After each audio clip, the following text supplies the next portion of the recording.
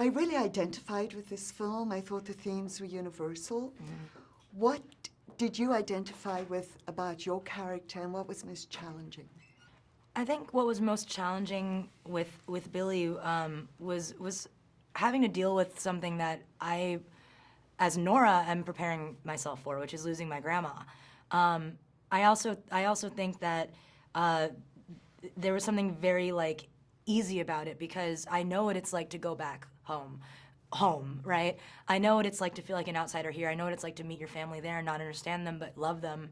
And so I think if I hadn't been the person that I've been with the experiences that I've been through, I don't think that I could have played Billy in the way that I did. But the way that I approached her was very, very personal.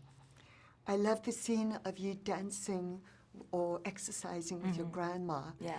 Do you and your real grandma have special things that you do together that only the two of you do together?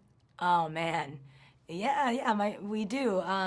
My grandma doesn't really let me cook, but I love showing her like YouTube videos and stuff. We'll just sit there for hours, just pulling up different because she loves babies. She thinks babies are really cute, so we'll just watch baby videos for like an hour or 2 hours. You have a very distinctive voice. People have given me a hard time about mine since I was little. You have a beautiful voice. Well, thank you very much. But I feel the same way about you. Did you ever go through a rough stage where people gave you a hard time about your voice? Yeah, for sure. I mean, I'm still living through that stage. You know, it took me a minute to get used to my voice, I guess. Like when I was young, people didn't know if I was like an older woman, an old man, you know. So it was kind of comical. But I think that I have to learn to love it because when people hear it, they'll know it's me. You know what I mean? It's not, but it's also something that you have to embrace about yourself. You can't change, like you can change everything, but you can't change that. So at the end of the day, you gotta love it, because what else are you gonna do? The fact that you went into comedy is very unusual. We always look for role models. And women in comedy are rare, but Asian Americans, I can only think of Margaret Cho. Yeah. So when did you discover you were funny? And what gave you the confidence to pursue something that seems so difficult to do? I think when I lost my mom when I was 4 years old, I became this beacon of sorrow. And so I didn't want to be the kid that everyone comes up to and like cries because, you know, this horrible thing has happened. I wanted them to feel joy.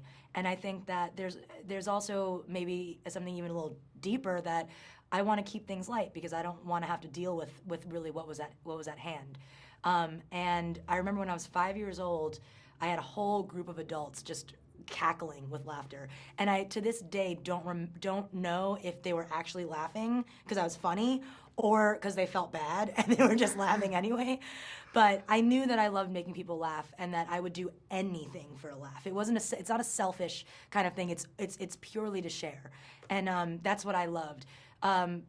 Making that a reality, though, was not even an option until I saw Margaret Cho on TV, and it takes one.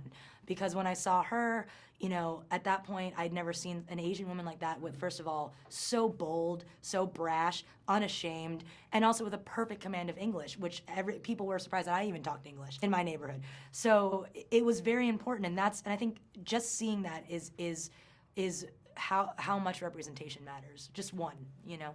Well, you will inspire a whole group of people to come after you. I hope so. Thank you so much. Thank you.